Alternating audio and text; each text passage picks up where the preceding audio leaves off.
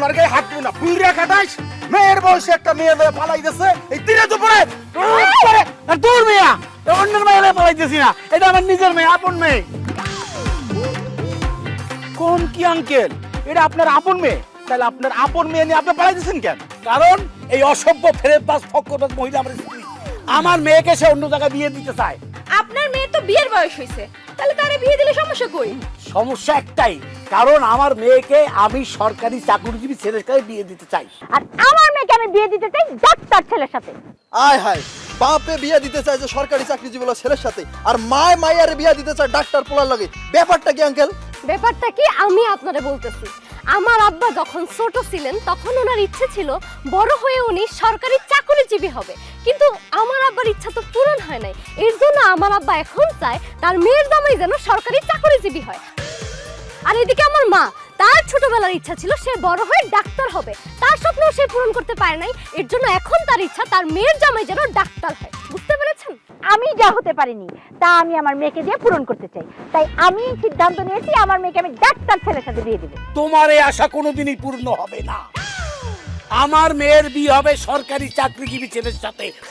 আমার মেয়ের বিয়ে কোনোদিন আমি সরকারি চাকরিজীবীর সাথে বিয়ে দেব না, কারণ সরকারি চাকরি যারা করে তাদের আয় খুব সীমিত, সেই সীমিত আয়ের মধ্যে আমার মেয়েকে আমি দেব না। আমার মেয়ের বিয়ে হবে ডাক্তার ছেলের সাথে যাদের অনেক টাকা ইনকাম। আর এদেশের ডাক্তাররা রোগীর কথা চিন্তা বাদ দিয়া ওষুধ কোম্পানির চিন্তা করে, কুচকুচ করে, কখন ওষুধ কোম্পানির গিফট নেবে। খবরদার, ডাক্তারদের নিয়ে কোনো উল্টাপাল্টা কথা বলবা না। এদেশের মানুষ অসুস্থ হলে ডাক্তার না থাকে তারা সুস্থ হতে পারতো না। ডাক্তার না থাকলে সুস্থ হইতে পারতো না, আর এদেশের সরকারি অফিসার না থাকলে এদেশই চলতো না। অতএব আমার মেয়ের বিয়ে হবে সরকারি চাকরিজীবী ছেলের সাথে। ডাক্তারের সাথে? সরকারি চাকরি।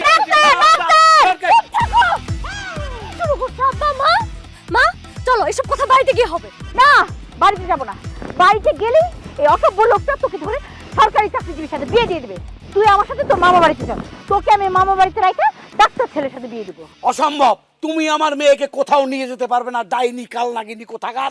আমার মেয়ে আমার সাথে আমার বাড়িতে যাবে, আর আমার মেয়ের বিয়ে হবে সরকারি চাকরিজীবী ছেলের সাথে। চল মা, বাড়ি চল। এই না, তুই তোর মামা বাড়িতে চল, আমি তোর মামা বাড়িতে রেখে আসবো।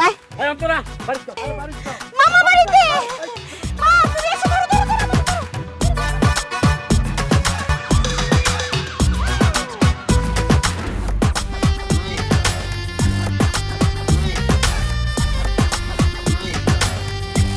তোরা তুমি আমার তো জরুরি খবর দিলা যে?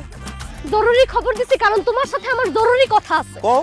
সিরাজ, তুমি কি আমার সত্যিই ভালোবাসো? তুমি কি আমার সত্যি বিয়ে করতে চাও? অন্তরা, আমি তোমার সত্যি অনেক ভালোবাসি। আমি তোমার একবার কেন 100 বার বিয়ে করতে রাজি আছি। তুমি যদি সত্যিই আমার ভালোবাসো তাহলে তোমার ডাক্তার হইতে হবে। তুমি যদি সত্যিই আমার বিয়ে করতে চাও তাহলে তোমার সরকারি চাকরিজীবী হইতে হবে। শোনো, আমার মা চায় আমার ডাক্তারের কাছে বিয়া দিবে, আর আমার বাবা চায় সরকারি চাকরিজীবীর কাছে বিয়া দিবে। গেলাম। এই দাঁড়াও, কই যাও? বাড়ি চলে যাইতেছি। তুমি তো আমার সেকা দিয়েই দিছো, এখন সেকা খাওয়ার পর তোমার সাথে আমার দাঁড়া থেকে কোনো লাভ আছে? এই খবরদার, উল্টাপাল্টা কোনো কথা বলবা না। কে তোমার টাকা দিছে? দেখো, তোমার আম্মা এসে ডাক্তার ছেলের সাথে তোমার বিয়ে দিতে, তোমার আব্বা এসে একটা সরকারি চাকরিজীবী ছেলের সাথে তোমার বিয়ে দিতে।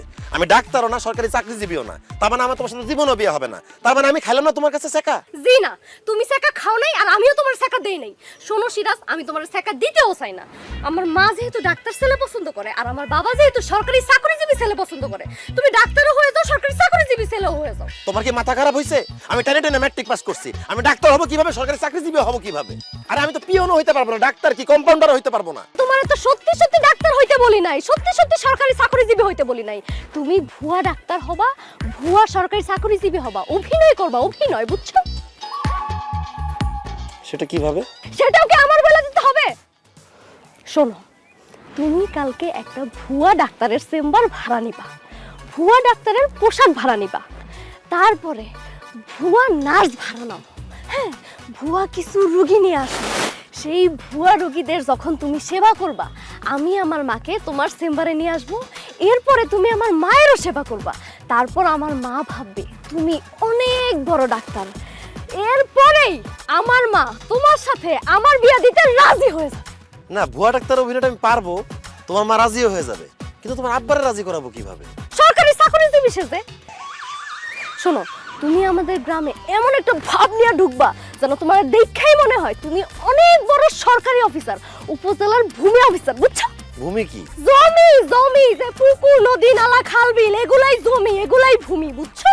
ছি, এরপর সময় মতো আমি আমার আব্বারে তোমার কাছে নিয়ে আসব, আর আমার আব্বা যখন দেখবে তুমি উপজেলার অনেক বড় সরকারি ভূমি অফিসার, আব্বা তোমারে নিশ্চিত পছন্দ করে ফেলবে আর আমার সাথে তোমার বিয়া দিতে রাজি হয়ে যাবে, কারণ আমার বাপের ভূমি সংক্রান্ত অনেক সমস্যা আছে। কিন্তু আমার তো ভূমি আর জমি সম্পর্কে কোনো ধারণা নাই।